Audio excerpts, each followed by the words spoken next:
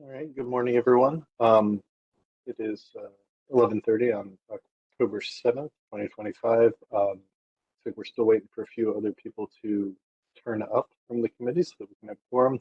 In the meantime, I will go through the preamble. This is the meeting of the Historic Ohio City Design Review Advisory Committee. Virtual meeting regulations and procedures. Actions during the meeting will be taken by roll call vote. Recusal due to a conflict of interest should be stated for the record prior to the start of any presentation, and the recused committee member will then leave the meeting for the duration of the case discussion. The chair will call the meeting to order and ask for a roll call of the committee. The administrator will introduce the first project. The meeting will then be turned over to the applicant to proceed through their presentation. Each presentation should be completed prior to questions and comments from the committee. Once the presentation is concluded, the administrator will provide background information and read any received public comment when applicable. The committee will then begin deliberations and project review. Please use the raised hand feature if you'd like to speak.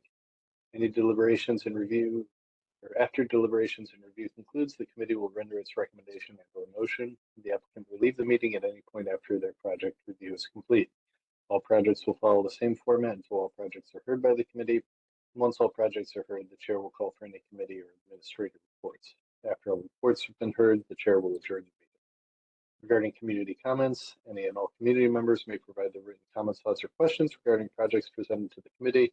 Community members may also telephone their comments or questions to the committee administrator. All comments, thoughts, or questions must be submitted to the committee administrator no later than 48 hours prior to the start of the meeting. Public comment received after the deadline will not be heard by the committee. Public comment will be collected by Landmark staff and sent to the committee members for review prior to the scheduled meeting, and Landmark staff will summarize any received comments during the meeting. The applicant of the project is under no obligation to answer any community questions. Community members are invited to attend the Design Review Advisory Committee meetings, but there will be no open public comment period. Regarding design review guidelines, all projects are being reviewed using the Secretary of the Interior standards for rehabilitation and are being considered for the issuance of a certificate of appropriateness. All projects are considered on a case-by-case basis. Presentations were received and distributed to community members for review prior to the scheduled meeting. Changes to the presentation after confirmation of receipt by Landmark staff are not shown today. The Historic Ohio City Design Review Advisory Committee makes recommendations to the Cleveland Landmarks Commission. These recommendations are not final actions. Depending on the scope of the project, submissions may be approved administratively or will need to be reviewed by the Cleveland Landmarks Commission. If that's the case, projects will be scheduled at the next available commission meeting after an action is taken. As always, we have our Secretary of the Interior standards for rehabilitation up here and available for reference if anyone would like me to pull this back up later on during the meeting. With that, Madam Chair, if you'd like to call the meeting to order, I'm happy to do roll call.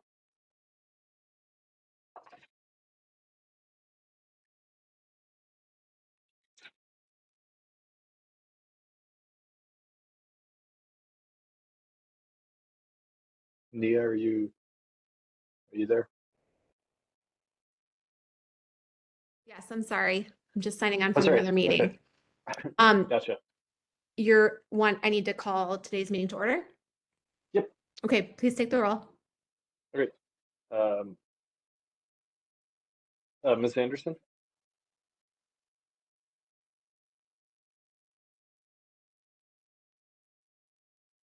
Whitney? Are you okay?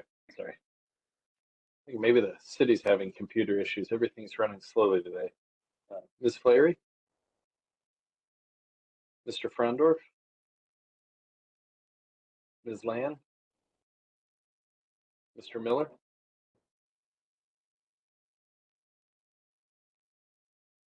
Mr. Persons? Here. Mr. Trevisano? And Ms. Marinucci? Here. All right, Madam Chair, we do have quorum. We have a couple items on our agenda today. Second one's kind of a two-parter, but we're treating it as one case. But to start, we have case HOC 25-44, kind of in the Market Square Historic District.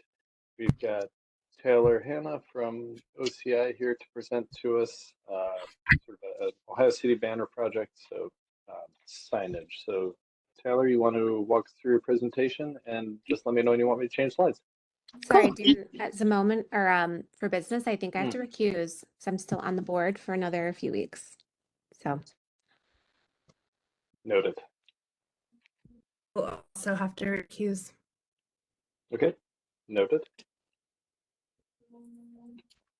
All right, anyone else, or I think you're safe to start now. Okay. Cool. Well, my name's Taylor. I'm actually with the contractor working with Ohio City Inc. on this project. I'm excited to finally be able to present it. It's been a long time in the making, and yeah, so you can go to the next slide, please. So just briefly, I'm going to kind of start by just going over the project as a whole. And then I'll talk to you a little bit about the banner materials themselves and how big they'll be. And then we'll get into the designs and a little bit more detailed maps of where each banner will go. And then I'll talk to you a little bit about their installation. Next slide. So the project as a whole will be pretty large. It'll include about 176 poles around the Ohio City neighborhood. And the goal is for all of the banners to showcase both Ohio City and other organizations in the community. So eventually that will include like St. Ignatius, Irishtown Bend, a handful of, neighborhood organizations. But because it is such a large quantity, we're going to break it down into a few phases. So this application is just phase one of the project. I think maybe in the next application, it can be more or kind of the rest of the banners, but just to keep things simple since it's a bigger project, I kept this to just the first phase. So this is just the market district around the West Side Market area, kind of throughout there.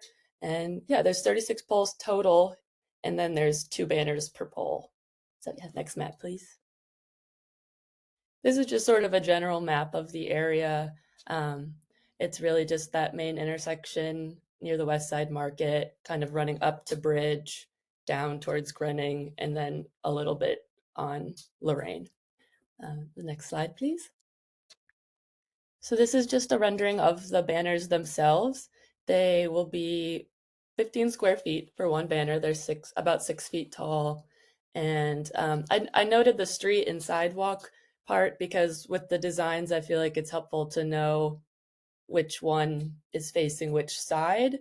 So whenever the designs are presented, it's always kind of assuming that the one towards the street is to the left and the one towards the sidewalk is on the right. Next slide, please. This was the design inspiration. It's mostly based on banners that have been up before in those designs, just with more updated Ohio City branding.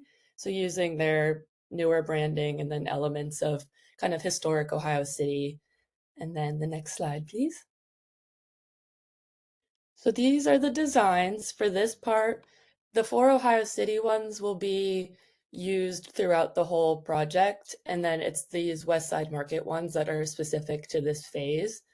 So the 4 for Ohio City will just be rotated throughout all of the banners. And then the 2 for West Side Market will just appear kind of along that corner. Next slide, please. And then you can just flip through the next few slides, I guess, but these are just different pairing options. So these are kind of what we envisioned each pole would have. So like those ones would be near the West Side Market, and then the rest of them are just kind of alternating. And then this is a better map of where each pole is. It doesn't go further than, it doesn't go to Ignatius quite yet. It ends right before Ignatius on Lorraine. And then next slide, please. This is just another map. It's kind of hard to show all of them at once, but just showing the amount of poles and which ones will be West Side Market and which ones will be just Ohio City. Next slide, please. And then this is sort of a rendering of, trying to see the pairs on the poles. I'm sure it's maybe not the most clear thing, but so you can see sort of the pattern. The idea is to alternate and alternating the colors and alternate between those designs, other than the ones by the West Side Market. Those will kind of be the West Side Market banner and then Ohio City. And yeah, and there might be one more. Oh yeah, and then these are we're just using the banner saver brackets that Cleveland Public Power requires, and they'll be up there. And I think that's all.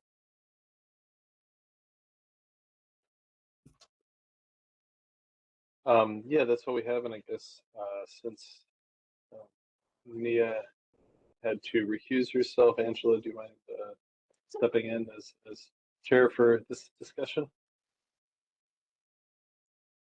Oh, you're muted. And Dan, while we're waiting on that, this is Alex. I Oh, also all right. refuse.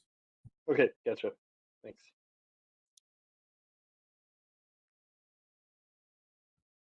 Angela, you're still muted.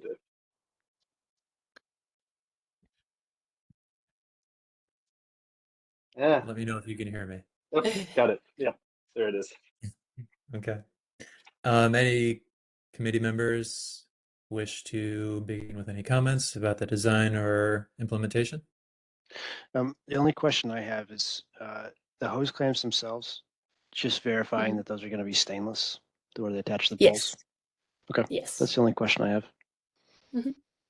Thanks, Christopher. Brant, I think, is still here. There's not any. The question that I had, if there weren't any others, were if your project team has been collaborating with Westside Market staff. Yes. So when we started this maybe about a year ago, the designs were really more Ohio City, leading that, and then us just kind of putting their vision to life, and they sent it to the West Side Market, who approved all of them. Okay. I wasn't sure if when I first saw it, if it was like a stand-in. I was kind of anticipating it would say like West Side Market, so Yeah. that visitors would know that it's called West Side Market and not Cleveland Public Market. Yeah, I think that's, yeah, definitely. I also had a few questions about the designs maybe and whether Okay. they could be adjusted a little bit. So any comments or anything, I'm very open to make some adjustments. I think that's a good idea for sure. Okay. I was just wondering if West Side Market staff selected Cleveland Public Market or not. I was just curious to hear. Is there a dash before Public Market? Is that Yeah, I like on think all of them? it was all just kind of based on what they sent us, mostly just they did Okay. the pole banner project a few years ago that were up and they were just sort of recolored. So that's how they had it. I also don't think it needs to be there necessarily, but yeah. Yeah, and yeah, I agree, Um, I think generally overall it's a very attractive project. I know we can't regulate message or design too no. much, so looking forward to seeing these around the neighborhood. If there's no other comments, we'll entertain a motion. I'll move to recommend approval as presented. Second. There. Dan, please call the roll. All right. Trying to see who's still here. Mr. Miller, Yes. Mr. Persons, Yes. and Mr. Trevisano. Yes. All right, Mr. Chairman, the motion passes unanimously. Okay, Taylor, Thank we you. will be in touch about next steps. Okay. I think, yeah, we'll be in touch later today or tomorrow about next steps. But thank you very much. Thank you. All right. As we welcome back the rest of the committee, next up we have cases HOC 25-45 and HOC 25-46. So this is for 3007 Detroit Avenue and 3007 Church Avenue. They're two separate buildings, so they kind of have two separate case numbers. There are two presentations, but I guess as sure Chad can explain, they kind of go together. So with that, I will hand things over to Chad and his team, and you guys want to walk us through your presentation? Yeah. Hi, everyone. This is Matt Springer with My Place Group with Chad Curtis as well. We're excited to present you guys this project regarding 3007 Detroit Avenue and 3004 Church Avenue. We're excited about this because once this was an old farmhouse dating back to the 1900s, early 1900s, 1800s actually, and is part of the Taylor Farmhouse. So we kind of named the project the Taylor Farmhouses. So we're excited to take part on this and renovate these houses and show you what we have planned for them. So you could go to the next slide.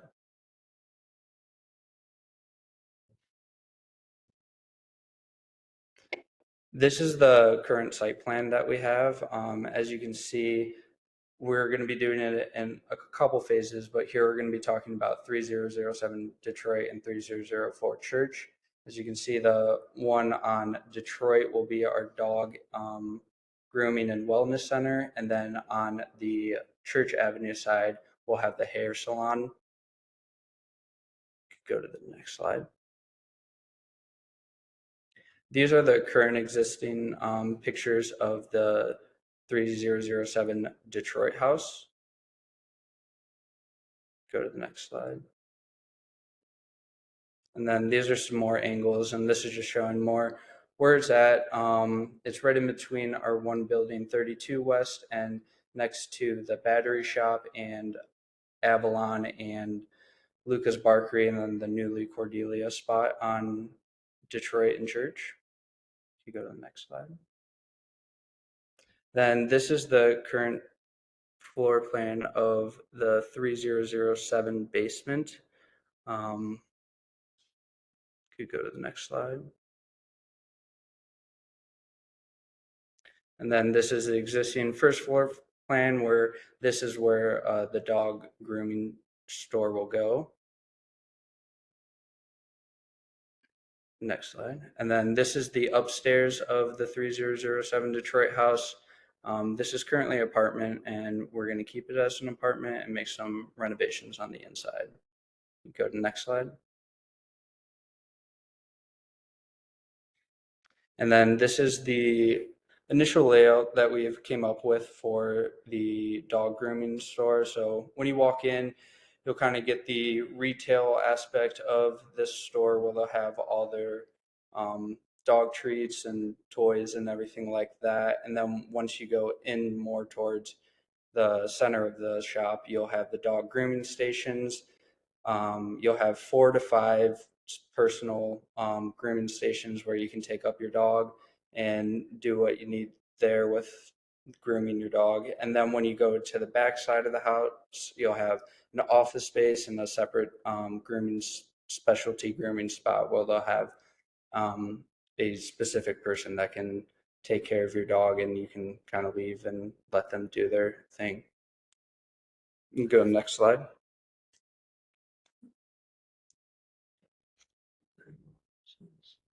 And then this is just the second floor of the house, just kind of leaving it as is with making some renovations to like the cabinets and appliances on the inside.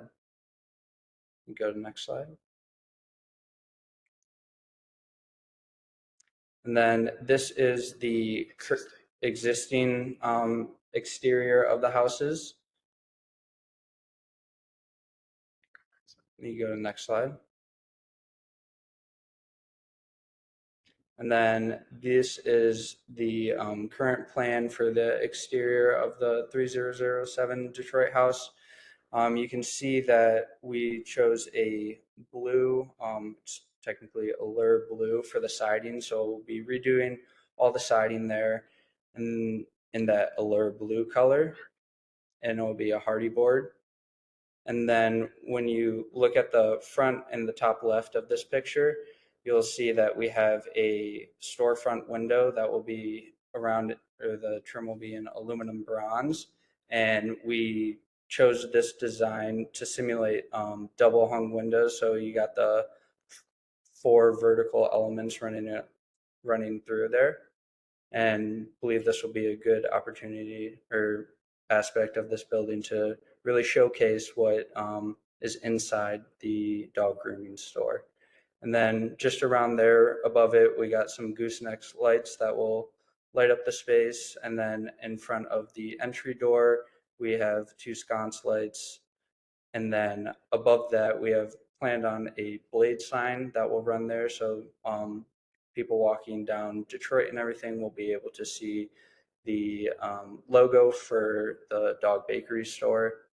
And then for the front entry door, we are looking to salvage a old historic door that we'll be putting in place there. And then along with that, we'll have the ADA ramp running from the middle of the property up to the side of the house as well.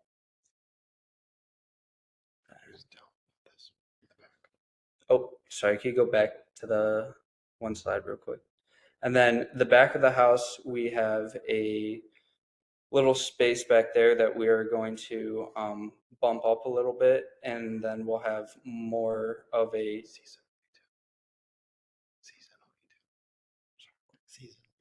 seasonal retail shop where we'll be rotating in and out. You could say like an ice cream store or just like a artist or something like that. So that will be the use for that back of the house.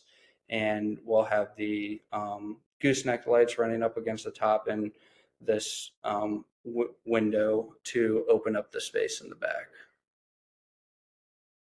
And then as you can see in the bottom right picture, we have the ADA ramp that will be running up to the side of the house. And go to the next slide. And then these are the materials that we have.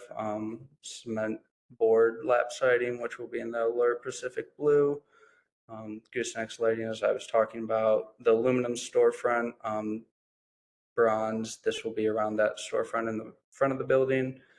And then the composite decking for the ramp and the stairs going up to the front entry of the building with the sconce lights. And then these black metal railings to go up along the ADA ramp and the front of the building. And then I believe that takes us into the 3004 Church House.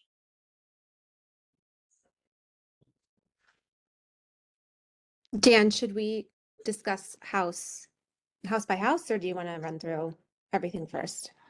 I think that, we're treating them as separate agenda items, but it's really one project. So I think seeing the overall plan would make sense. And then you can I can go back between the two. So maybe see the whole presentation, then have a discussion about 3007 and one about the church Okay. property, if that works for you. Sure. Keep going then. Thanks. Perfect. Now we'll be going into the presentation slideshow for the 3004 Church House. Could go to the next slide. Oh, yeah. This is the existing pictures of the exterior of the church house. Go to the next slide. And then this is just showing more of the location. Once again, top left picture, that's the battery shop along with Luca's Dog Barkery and Cordelia's new restaurant. And then bottom left picture showing it in between our building 32 West. Go to the next slide. This is the existing basement floor plan. Go to the next slide. Then this is existing first floor plan. Go to the next slide. And then existing second floor plan. Go to the next slide. And then this is the initial layout that we've created for the hair salon place. They will be occupying the first and second floor of this house. So the first floor, you'll have your set of chairs for the hair salon, and then you'll have like the wash stations all in that like front center of the house. So then when you're walking in, you'll be able to see there the hair salon area. And then when you go through the ADA ramp on the bottom, that will be kind of like the main entry of the building where you'll have the waiting space and all of that. And then in the back part of the house, you can see the product dispensary. That's where all the employees will store all their equipment and materials that they need for the hair salon. You could go to the next slide. This is the upstairs plan. Have a couple different treatment rooms up there that they will be using, and then a flex room for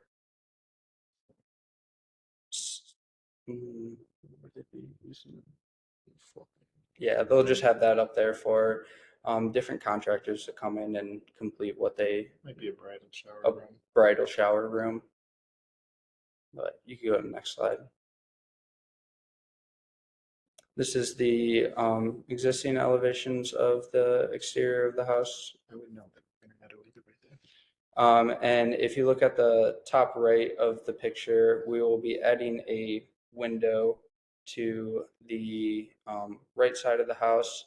And then also when you go down to this east elevation, we'll be adding windows also down here. So it'll brighten up the space inside. You go to the next slide. And then this is the design for the exterior of the house. You can see that we have the black siding that we chose for the color there.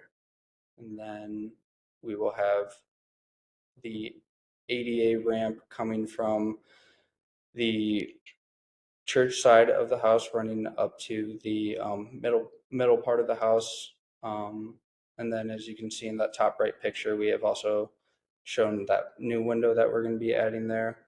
And then we also do have a blade sign that will be put up there to display the logo of the hair salon business. And then when you go down to this east elevation, we added that window down on the left side of the building to brighten up that front space. And then you can go to the next slide.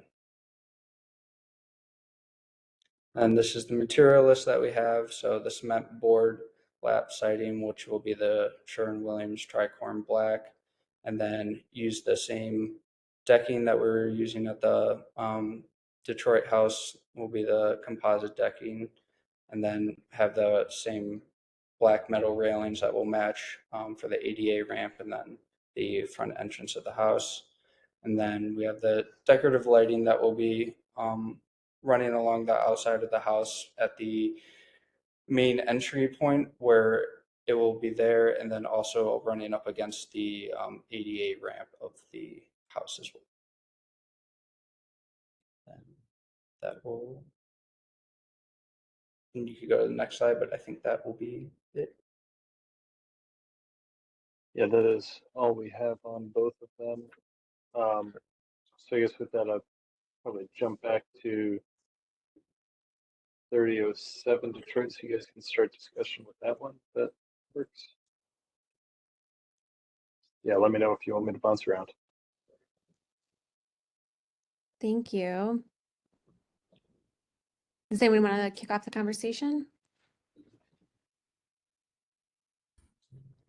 If Sure, not, I can. I'll Okay, go. great. I think overall, this is a good project. It doesn't look like, but correct me if I'm wrong, I didn't see, there's no vinyl anywhere. It's all hardy on all four sides of both homes. Yes, that is correct. Okay.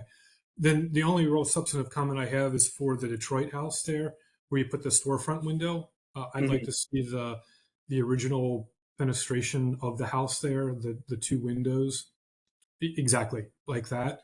On the back side as a compromise, I think it's fine to do the more modern storefront window on the back, but on the front side, I'd like to keep the facade as original as possible. And the rest of it, I don't have any other substantive comments. I think you've treated both of the homes appropriately. Thank you. I was going to make the same exact comments that Alex just made. So it's really just on the Detroit house, keeping the original window locations. Thanks, Brent. I actually have a differing viewpoint. I do not mind this transition to a storefront window in the spirit of, adaptive reuse of these properties, switching them to retail. I don't mind it. I'd love to see the windows stay. I just don't mind it. So I would just throw that out there. I do have some specific questions. Did you guys pick a window brand yet? We're going to keep the windows that we currently have there.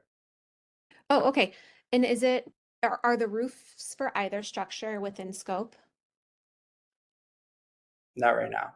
Okay, and then the other one that kind of is applicable to both is, can you please specify smooth siding for that siding material and all the associated trim material?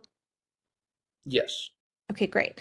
I think another one that is kind of applicable to both, in my opinion, that you can apply to each is, I think something that's so charming when we are in historic districts that have houses that are converted into little storefronts is that you're maintaining a level of historic feel and detailing, which the transitioning to the Hardy siding is a big step in that direction, and I totally appreciate that. I just would love to see a much more historically accurate restoration of those two front doors and fully supportive of a fully accessible entrance, because it seems like both buildings have a separate accessible entrance, and that's fantastic. But I would love to see a more historically accurate like post and handrail and front door experience on both houses. And in particular on the Detroit facing one, attention to detail on like a restoration effort on the trim and that transom and whatever door you choose to fit into that space. I just think of like shopping districts that I've been to in other cities that have much more stringent historic districts. And part of the charm is like those really high touch, high visible moments of entering this little storefront that is just really making it special and making it known that this was a house and we've converted to a storefront. And I just would love to see that in this project for both properties.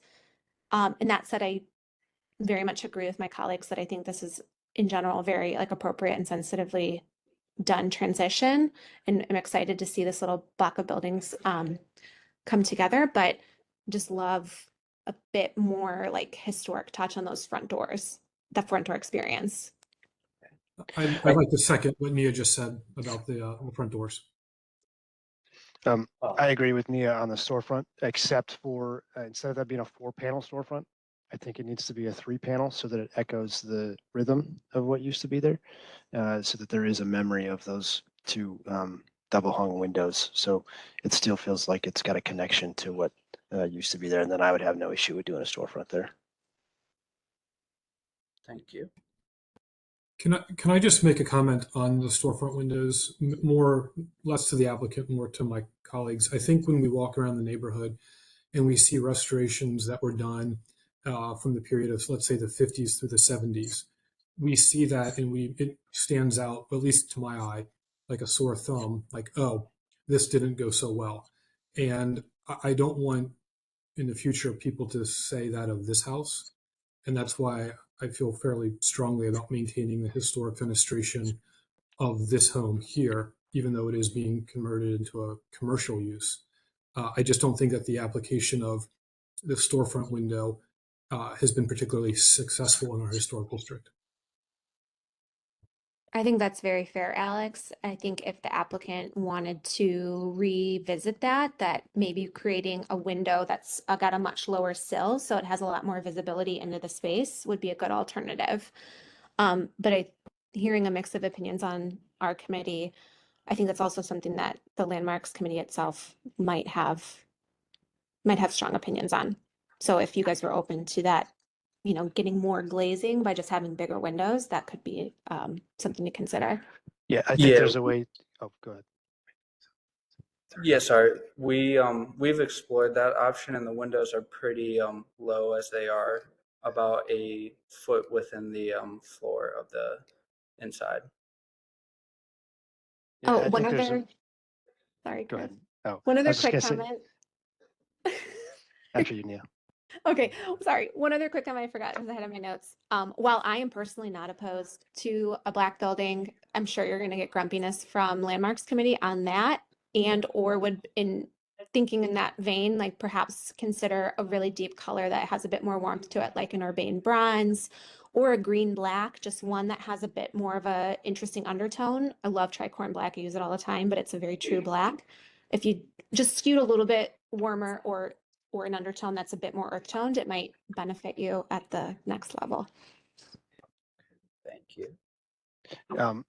Just to park on the storefront a little bit more. So, I think another thing you could do is raise the head of that to align with that transom of the entry door, and to make sure that we address Alex's concerns, which I think are valid. Is if that storefront goes there, it needs to be something that the Secretary of Interior standards requirements can be removed and not denigrate the historical nature of the property. So to me, one way to do that is in the spirit of modern insertions into this building would be make that detailing much more modern, so that it's obvious that this is a new storefront on an old building. So that's modern trim, modern edge details, obviously a storefront on a window or on a historic building. So I think there's a way to execute this so that it's obvious that this is a new intervention on an old building. And windows, to me, in this circumstance, are something that you could remove in the future. And then if you keep those the vertical alignments, something that you could then replace the double hungs in the future and return this back if this were to then again become a single family home or something similar in the future. Thank you. Madam Chair, can I just have one comment to make? Of course. Regarding the front door, and this is kind of a weird one within the district because it's got vinyl siding, and that vinyl siding was put up after an approval from the Landmarks Commission 20 years ago, maybe 22 years ago. It was because of an economic hardship claim. And so I believe under this, there's still some insule brick. So the sort of framing around the doorway makes the entire doorway just feel awkward. Like there's a nice elliptical fan light there, and there's some elements there that I think if you just start slowly and carefully digging, you'll find, obviously the front door has been replaced, but you'll find evidence of what that front door should look like. It'll kind of guide you and tell you what wants to be there. And it won't, the siding won't stick out as far and as proud, and it won't create that strict rectangular frame that's around it now. It's kind of been imposed over the years of changes, but because I'd agree with the committee that that's going to be a real critical point that really makes or breaks the feel of the project. Yeah, if that's our intention for the front door, but if you guys have any like historical pictures of the original front door, if you could please send those over, that'd be greatly appreciated. Yeah, I'll see what I can find from the last when this went through 20 plus years ago, and see if we have any photos of what it looked like then, or maybe even older. I'm not sure what we'll find, but I'll see what I can turn up. Okay, thank you. I had a question about, I just want to confirm we're not approving signage in this package? Just the locations of the signage, not the particular signage itself. And in these drawings, I noticed, I couldn't tell if there were labels or signs in the gable, like in this example above that. What is that? Is that a label? I think it's a label. Yeah, that's just a label. Okay. Okay. I wanted to make sure. I couldn't see it. Yeah. Sign. My comments in response to the other committee members with that front storefront window, I really liked like all the comments. I think that it should probably be a 3-panel. I'm not sure. You've included 3 above window lights. When I saw the lights, I kind of felt like the lights are confusing. Like, are you trying to light up the inside of a salon from the outside? They felt a little bit out of place because I'm not sure what you're trying to light up. And then with the railing, I think was another comment. I feel like generally all the railings in this historical district are like vertically oriented, like the balustrades or the spindles. So the horizontal configuration feels a bit like in conflict with kind of the overall theme of like emphasizing verticality in our local architecture. Those were kind of my comments. I know those are kind of like finishing touch type things, but I think with just a couple minor tweaks, I could really like push the project forward. Those are my comments. Thank you. While we're on this slide, my other comment, and I'm sorry that I keep coming back to things, but my preference for that decking material, again, at that front entry, composite decking for the ADA ramp, I'm good with that if it was a traditional decking style, but I would much prefer to see tongue and groove at that front. Again, like just that really high touch, high visible attention to the historic detail would be really set this off in a great way. Dan, as a point of business, is this schematic review or final review? I would like to ask for a final review today so we can continue moving forward. Yeah, we had an application for final review, Okay. final approval. And do you guys have a commentary or commitment on that front window? That seems to be a divided issue among the board members, with committee members. Hey everyone, this is Chad. Letting Matt get his feet wet for discussing projects. So I think you did a great job. The window, yeah, we're not particularly opposed to 3 versus 4. So I could say now, if you guys prefer 3, we can do 3. I agree. The lights above kind of match the symmetry of the windows. Just to touch, Angela, just on the reason for the lighting in front of it. Our buildings down the street, 2925, 2929, as well as, I'm not sure the Vitrolite building has it, but Graham's buildings where Shore Society and those other retails along the street all have gooseneck lights. So kind of bringing that retail element down so it defines it, brings it part of the community, makes people know that it's not a house. Also, just because it is retail, you often don't see retail not lit up. And it's obviously it's a mixed use area, but this is definitely a retail project. So we want to just make sure it's visible. Also, we're not presenting it today. The brick house that we're not discussing in landscaping, we'll come back with a whole package on that. And it's the brick house is going to, our plan is to continue with a restaurant, food and beverage type of use there. We haven't finalized that at this point, but we're going to want to put some lighting. So like I see the front of this property in the future, us coming to you guys with some type of seating, it's pretty unique. It's set back 10 plus feet from the sidewalk. And so it's unique in that we'll have an opportunity to really, frankly, practically nowhere else other than patron saints look at the lake and enjoy a sunset and have a drink, whether it's coffee or a martini or some wine, or enjoy a sandwich or just sit there and look at the lake. So we want to light that space up. And it definitely in the current times, we need more lights in the neighborhood with all the stuff going on. So.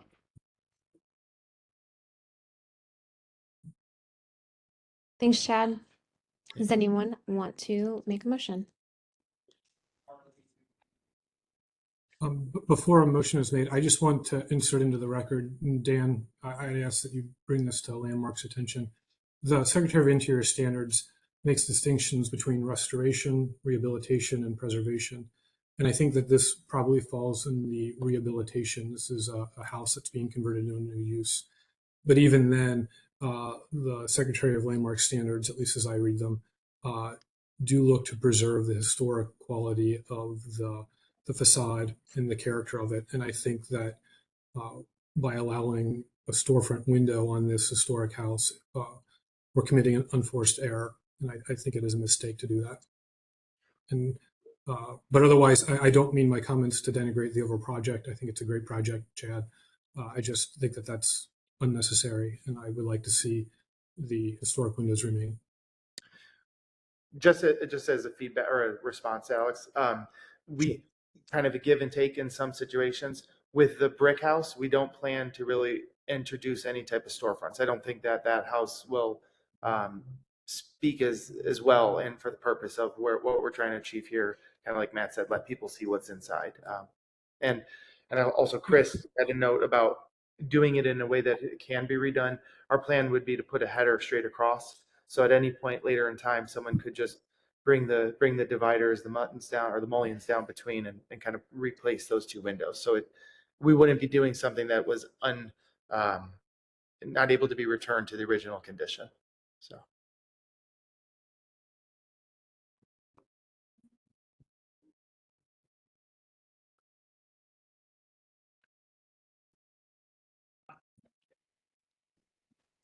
Does I'll anyone move want to make a recommend motion? approval as presented. This is for 3007 Detroit or for both? If you For both, if okay, the committee yeah, will can you- entertain a combined motion. I'd like to add the requirement that the storefront goes to a 3-panel. Dan, am I allowed to make suggestions? Yes, you may make Oh, suggestions. nope. Do we have a second yet? I would recommend. May I make a request that we parcel them out because I'd like to vote for the church house, but I can't support the window on the Detroit house. That's fine. Okay. Let's, I'd like to amend my motion to recommend approval as presented for the church house. And then if we have a second, we can open it up for discussions. And then if you want to add any conditions, you can do so at that Okay. point. I'll I'm second. happy to second. Okay. That one has a ramp too. My request would be that we have it contingent on historically accurate rails on just the front entrance, the ramp entrance, and And the historically decking. appropriate material. Yeah, the decking and the handrails be historically accurate. But it seems like you guys are already looking for like the salvaged front doors that would be appropriate, but in that same vein. I amend my motion as suggested. And then, Mr. Trevisano, did you also want to include the condition that the display windows be divided into 3 panels, as Mr. Persons had suggested? Well, that's Yes, the please. other building. Yeah, Oh, that's are the we- Detroit. Oh, I'm sorry. I'm writing on the wrong page. I'll have to fix that later. Okay. All right.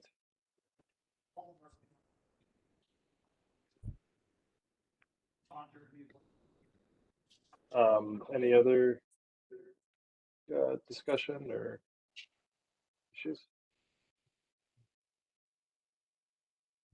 All right. Let me finish writing this real quick and then. All right. Ms. Anderson, Yes. Mr. Miller, Yes. Mr. Persons, Yes. Mr. Trevisano, Yes. Mr. Frendorf, Yes. and Ms. Marinucci. Yes. Madam Chair, the motion passes unanimously. Great. Can we have a motion for the other property? I'll move to recommend approval with the condition that the storefront be a 3-panel and that the decking and railings of the ramp and porch be of historical time appropriate materials.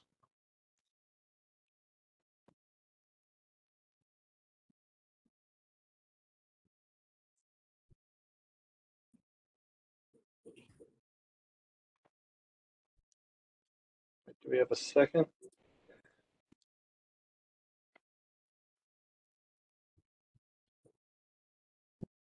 I will second.